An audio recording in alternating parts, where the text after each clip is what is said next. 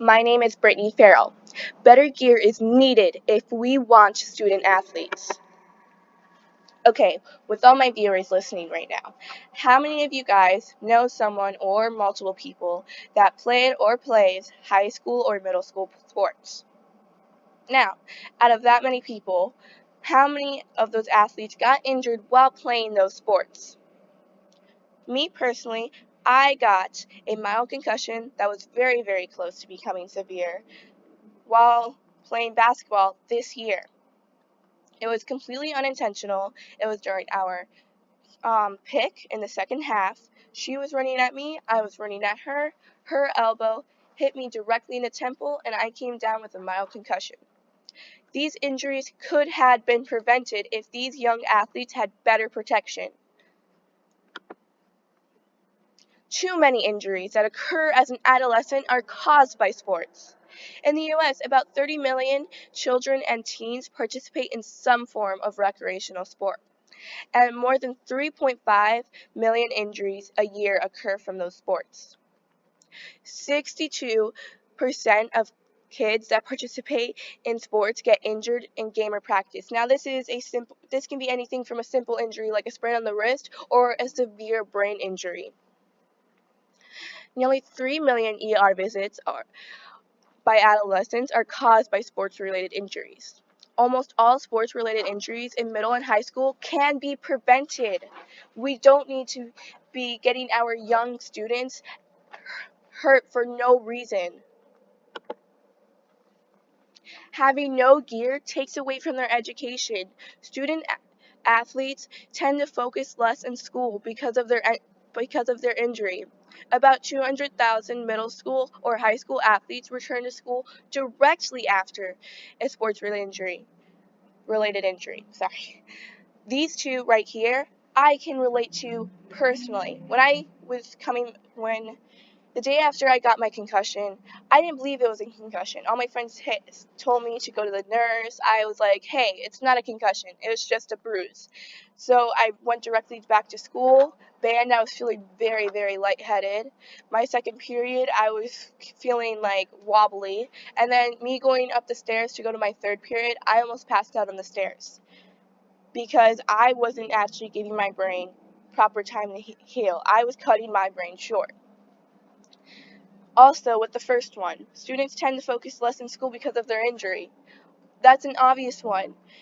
When you come back to school from a major injury, you're not so much focused on what the teacher's writing on the board. You're focused on how you are personally feeling right now to make sure you are okay.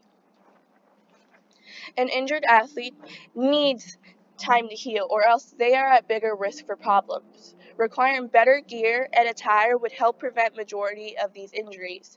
You wouldn't have multiple students missing school because they're hurt. You wouldn't have multiple students not paying attention in class because they're hurt. All of this stuff can be prevented. We just need better gear and attire. No gear can cause worse problems in the future. Teens are more prone to developing a long-term injury because their brains are in a major stage of development.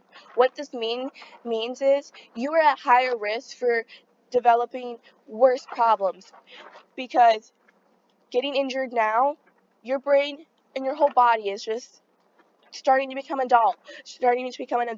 Now, if you're a child, you get over it, but obviously there are some risks there, but not as high as a teen. 1 in 3 kids who receive a concussion develop post-concussion syndrome, which prolongs a concussion to great amounts. What this means is, let's say you get a minor concussion. Now, if you develop post-concussion syndrome, that minor concussion will stay with you until about 50 years old. You don't want that to happen, right? But all of this stuff can be prevented if we have better gear. Breaking your bones in sports weaken your bones every time a break occurs. When you're about 50, 60, 70, your bone marrow is stripped of all the nutrients and all of its strength, causing injuries that are way more serious. What we can use. Using this gear to protect you or your athlete. It will cause less severe impacts. This gear is inexpensive. You can get it from your local retailer. We need to make it required. See, it's not a lot, but it will take steps towards the right direction. Right here, we have simple knee pads with lots of padding near the kneecap.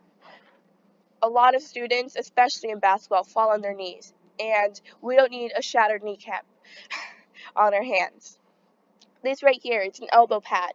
So when you have swinging elbows at you, or for my case, if when I got the swinging elbows towards my temple, I probably would have still got a little bit hurt, but it wouldn't have been as bad as it was. It's very simple and inexpensive, so we need to make it required. Now, other people, they're going to say, we knew the risk joining sports. You can't keep them in bubbles. It's too much money. Well, yes, I knew the risk joining sports, but that doesn't mean I signed up specifically just to get injured. That doesn't mean I signed up to get long-term problems. That doesn't mean that that doesn't give us the right to be hurt. The gear, obviously, like what you saw before, it's not bulky. It's not like I'm making everyone wear a giant helmet and cover them up in a bubble. No, it's simple and it's inexpensive. You don't have to spend $50 on knee pads at a really expensive sports store. No, you can literally go to the Dollar Tree for all I care and buy a really cheap one, but they still do the same protection. Sports are great for recreational purposes. No person, though, should feel the pain I went through because of lack of gear. We need better gear for our young athletes, or we are going to have significant problems with our injury rates in sports.